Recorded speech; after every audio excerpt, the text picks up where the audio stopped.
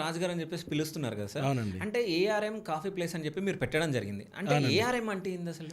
ARM అంటే Arunachal Ramana Maharshi coffee place. Okay.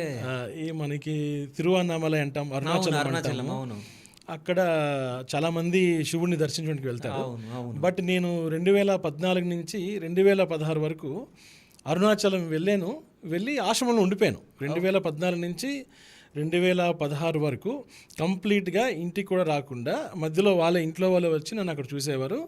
కంప్లీట్గా నేను ఆశ్రమం లోపలే అక్కడే భోజనము నాకు అంటే అది కొంచెం అవకాశం దొరికింది. నేను లోపలే అక్కడే మన రూమ్స్ కానీ అన్నీ అక్కడే ఇచ్చారు. ఫుడ్ కూడా అక్కడే ఫ్రీ. కొంచెం నేను మెడిటేటివ్ టైప్లో అంటే కొంచెం బ్రేక్ తీసుకుందామని హాంకాంగ్ నుంచి వచ్చి అక్కడ ఉన్నానండి. ఓకే. బట్ దానివల్ల ఇంటర్నల్ ఎనర్జీ అనేది చాలా డెవలప్ అయింది. బేసిక్గా యోగా టీచర్, బట్ నా స్పేస్ నేను బాగా ఈజీ కలిగించింది అనమాట. మీరు చూసే ఉంటారు అక్కడ ఇళయరాజా గారు ఎప్పుడు ఉంటారు అక్కడ.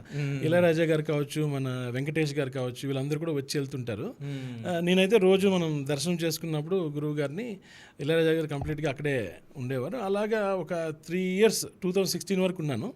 తర్వాత మనం కంటిన్యూ అక్కడ ఉంటే మనకు కూడా బాధ్యతలు ఉంటాయి కదండి. మళ్ళీ బ్యాక్ వచ్చి నేను మళ్ళీ హాంకాంగ్ వెళ్ళిపోయానండి. హాంకాంగ్ వెళ్ళి మళ్ళీ నా ఏఎస్టీస్గా నేను యోగా టీచర్గా అక్కడ యోగా చెప్పుకుంటూ ఉన్నాను. తర్వాత మళ్ళీ కొన్ని అవకాశాలు రావడం వల్ల థాయిలాండ్ మూవ్ అయ్యాను. థాయిలాండ్ అంటే బ్యాంకాక్ మెయిన్ హెడ్. అక్కడికి వచ్చి కొన్ని యోగా స్టూడియో నా ఓన్గా ఓపెన్ చేశాను. నేను మళ్ళీ వేరే వాళ్ళ దగ్గర కూడా పనిచేశాను పార్ట్నర్షిప్గా.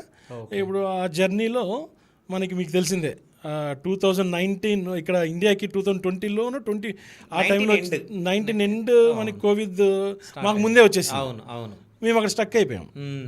ఆ స్టక్ అయిపోవడం వల్ల మళ్ళీ ఇంకా ఏం చేద్దాము అంటే కంప్లీట్ లాక్ అనమాట. మన ఇండియాలోనే కొంచెం ఈజీగా తీస్తున్నారు కానీ మాకు అపార్ట్మెంట్స్ మొత్తం లాక్ అయిపోయి, అంటే కింద కూడా రాకూడదు, లిఫ్ట్ యూస్ చేయకూడదు. ఇంకా మేము చాలా ఇబ్బందులు పడ్డాం. అన్ని హోమ్ డెలివరీ. నాకు చిన్న పాప ఉందండి.